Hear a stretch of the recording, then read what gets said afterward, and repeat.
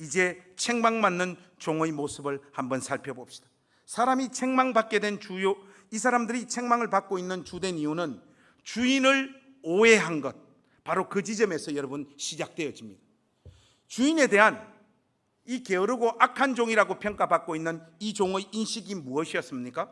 여러분 24절 우리 한번 같이 읽어보십시다. 24절 읽겠습니다. 시작. 한 달란트 받았던 자는 와서 이르되 주인이여 당신은 굳은 사람이라 심지 않은 데서 거두고 해치지 않은 데서 모으는 줄을 내가 알았으므로. 여러분 한마디로 주인은 그 어떤 모험이나 시도도 없이 이익을 남기는 분이라고 이 종은 생각했던 거예요. 이게 칭찬인지 디스인지 좀 알쏭달쏭합니다. 여러분들 그렇죠? 25절에 보니까 이 사실로 두려워서 이 종은 그 어떤 시도도 할 수 없었고 자기가 받은 그 달란트를 그냥 땅에 묻어두었다, 그렇게 성경이 말하고 있습니다. 그런데 26절과 27절 말씀을 한번 보십시오. 제가 읽겠습니다. 여러분들 집중하십시오. 그 주인이 대답하여 이르되 악하고 게으른 종아, 나는 심지 않은 데서 거두고 해치지 않은 데서 모으는 줄로 내가 알았느냐? 그러면 네가 마땅히 내 돈을 취리하는 자들에게나 맡겼다가 내가 돌아와서 내 원금과 이자를 받게 하였을 것이니라 하고. 여러분 그러니까 악하고 게으른 종은 자기에게 주어진 시간과 삶의 기회를 자기 마음대로 산 것을 변명하고 있는 것이지, 자기가 이해한 주인과 그 주인의 말씀에 따라 마음을 다하여 자기 인생을 산 사람도 아닌 거예요. 그냥 변명하고 핑계를 대기 위해서 주인에 대해서 그냥 좋은 말 한마디 해주고 있는 거예요. 우리에게도 이 게으르고 악한 종과 같은 형태의 신앙적 경향이 있습니다. 여러분, 우리 역시 형식적으로 하나님을 적당히 아름답고 좋은 말로 묘사하고 평가는 하잖아요. 그러나 하나님에 대해 우리 자신이 이해하고 자신의 입술로 고백한 그 내용과는 전혀 상충되어지는 삶을 자기 삶의 모습으로 갖고 있는 사람들이 교회 안에 너무 많지 않습니까? 자기 입으로 표현한 그 하나님이 자신의 진심이 아니었다는 거예요. 사실은 자신의 신앙적 나태함을 정당화시키기 위해 나름의 신앙적인 논리를 만들었던 것뿐인 겁니다. 여러분들이 잘 알다시피 솔로몬 왕 이후에 이스라엘은 남과 북으로 갈라집니다. 북쪽은 이스라엘이 되고 남쪽은 유다가 되죠.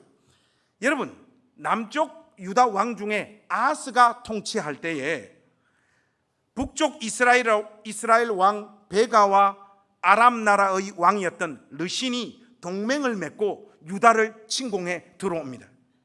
남유다와 북이스라엘이 1대1로 붙어도 남유다는 게임이 되어지지 않습니다. 그런데 아람 왕 르신하고 북이스라엘이 연합군을 형성해 가지고 쳐들어오니까 유다의 왕이었던 아하스의 심정은 여러분 어떻겠습니까? 물 녹듯이 마음이 녹아내리는 거죠. 그때 하나님은 아하스에게 나에게 징조를 구해라, 내가 너를 돕고 함께 한다라고 하는 징조를 구하면 내가 그 징조를 너에게 분명히 보이고 그 징조대로 내가 너를 돕겠다. 하나님께서 아하스에게 주신 말씀이었습니다. 그러자 아하스 왕이요 뭐라고 이야기를 하는가 하면 기가 막힌 이야기를 합니다. 아하스가 이르되 나는 구하지 아니하겠나이다, 나는 여호와를 시험하지 아니하겠나이다, 이렇게 이야기합니다.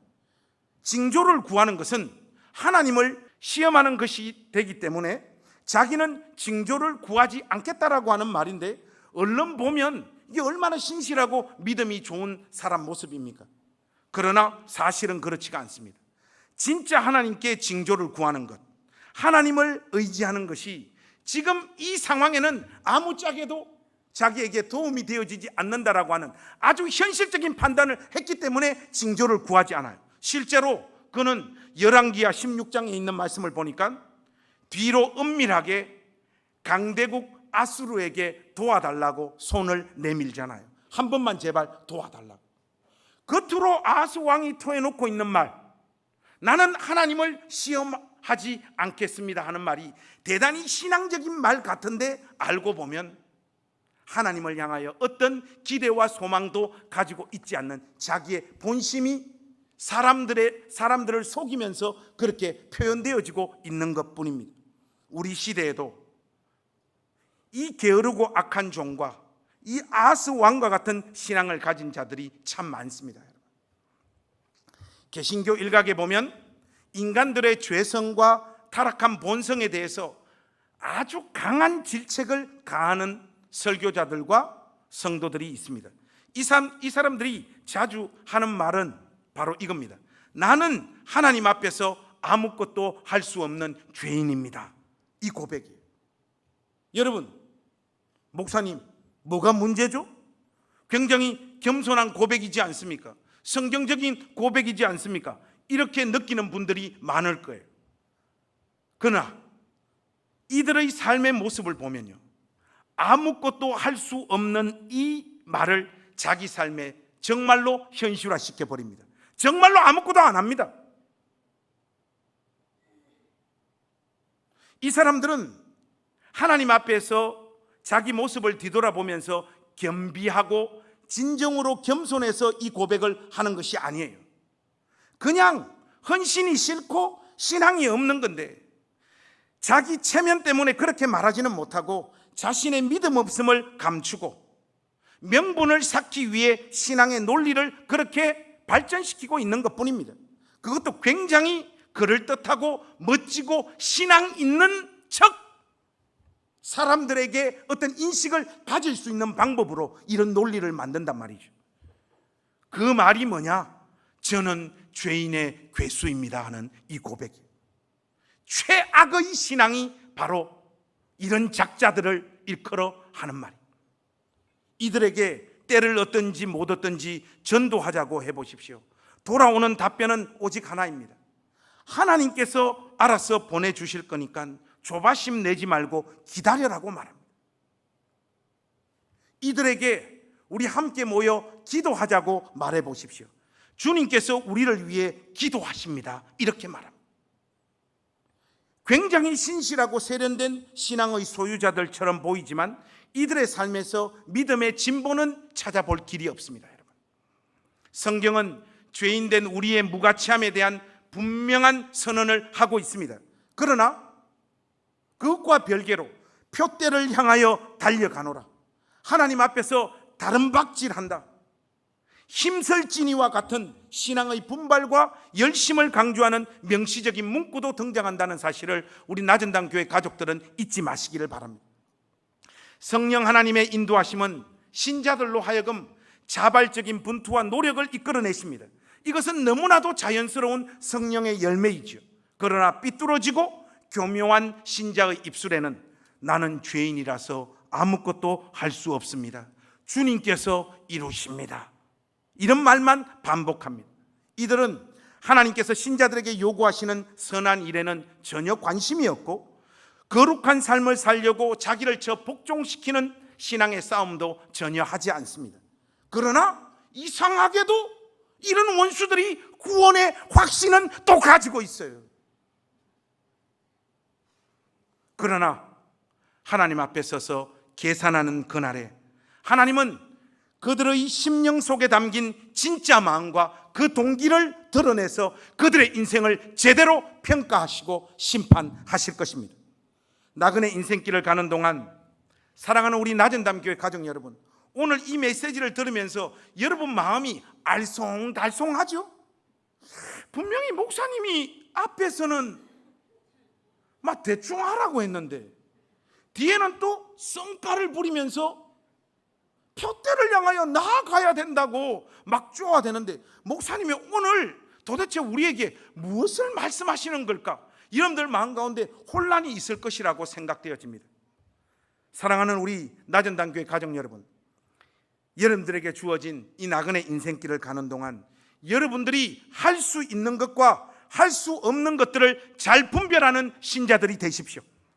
해야 할 일과 할 필요가 없는 일도 하나님 앞에서 지혜롭게 잘 구분하는 신자들이 되실 수 있기를 우리 주님의 이름으로 부탁합니다. 그래야지 여러분들 마음 가운데 평화가 찾아옵니다. 우리가 이런 부분들을 하나님 앞에서 제대로 구분하지 못하기 때문에 뭔가 굉장히 복잡하고 기독교의 신앙 체계가 여러분들 앞에서 굉장히 혼란스럽게 여러분들 마음 가운데 얽혀져 있는 상태입니다. 저는 오늘 이 메시지를 전하면서 여러분들과 함께 오늘 결론의 말씀으로 시편 131편을 함께 보기를 원합니다. 여러분, 시편 131편 말씀 우리 함께 한번 보겠습니다. 오늘 이 메시지의 결론의 말씀입니다. 여러분, 시편 131편 말씀 우리 함께 보겠습니다. 1절과 3절 말씀 우리 한 목소리로 다 같이 읽겠습니다. 펜을 가지신 분들은 펜에 줄을 쳐주시고, 핸드폰을 가지신 분들은 그 색깔 입히는 거 그게 팍 입히셔야 됩니다. 오늘 메시지의 결론입니다. 여러분, 시편 131편 1절에서 3절 말씀, 여러분 우리 큰 목소리로 함께 다 같이 읽겠습니다. 시작. 여호와여, 내 마음이 교만하지 아니하고 내 눈이 오만하지 아니하오며 내가 큰 일과 감당하지 못할 놀라운 일을 하려고 힘쓰지 아니하나이다. 실로 내가 내 영혼으로 고요하고 평온하게 하기를 젖된 아이가 그의 어머니 품에 이승 같게 하였나니 내 영혼이 젖된 아이와 같도다. 이스라엘아, 지금부터 영원까지 여호와를 바랄지어다. 여러분, 특별히 여러분들 마음 가운데 새겨졌으면 하는 말씀은 1절 말씀입니다. 여호와여, 내 마음이 교만하지 아니하고 내 눈이 오만하지 아니하오며 내가 큰 일과 감당하지 못할 놀라운 일을 하려고 힘쓰지 아니하나이다. 여러분 삶에 주어진 지극히 평범한 보통의 일, 그 일에 일평생 하나님 앞에서 신실한 사람들이 되어주시기를 우리 주님의 이름으로 부탁합니다. 그래서 마지막 하나님 앞에 서는 그날 잘하였다고, 충성하였다고. 어떤 일에요? 적은 일에 충성하였다라고. 내가 예비한 영광의 나라를 상속받아라. 하나님 앞에서 이 선언을 선언받는 모든 우리 낮은담 교회 가족들이 되시기를 우리 구주 예수 그리스도의 이름으로 축원합니다.